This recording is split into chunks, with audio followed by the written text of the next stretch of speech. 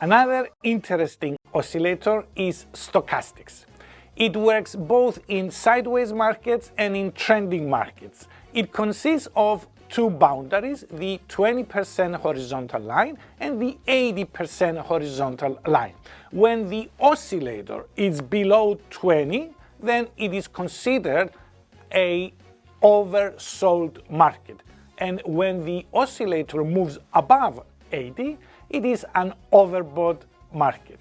Now, stochastics has two lines, the K line and the D line, the percent K and the percent D. Usually, by default, in many trading platforms, percent K is colored blue and the percent D is colored red.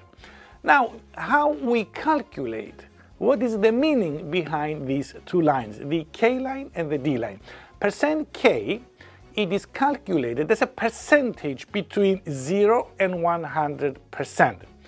It calculates the location, if you wish, of the current closing price in regards to the period that we chose for our stochastics. Say 14 period, say 14 candlesticks, right? So the highest high and the lowest low of these 14 candlesticks is the area that we are talking about. So if the stochastics oscillator, and more precisely percent K, is above 80, then we assume that the current closing price is in the top area of this range of the highest high and lowest low of the latest 14 candlesticks.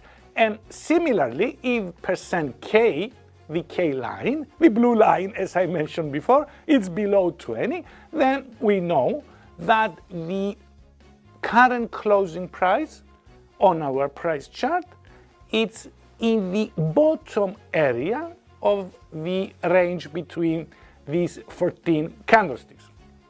Excellent. Now, percent D, it's actually calculated as a smoothing byproduct, if you want, of the percent K. And more precisely, usually the default parameter is 3 periods. Actually, percent D, it's a 3-period simple moving average of the K line. So it's a slower line. Percent D is the slower line and percent K is the faster line. Now, let's see the signals that we get from stochastics. There is a crossing between the percent K and the percent D line. Now, if that crossing happens to be below 20 on our stochastics, then it's a buy signal. And when there is a crossing above 80, then it's a sell signal. Of course, depending on each trader and their trading profile, how conservative they are or how aggressive, maybe they use different filters. For example, a conservative trader may choose to wait for the percent K line after crossing the percent D to cross also below the 80 boundary so they can initiate their sell trade.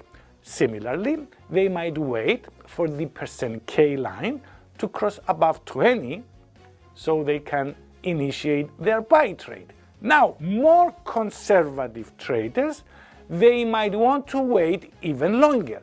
They might want to wait for the percent D line to cross below the 80 line to sell and to cross above the 20 line to buy. Guys, please remember, always look at your price chart.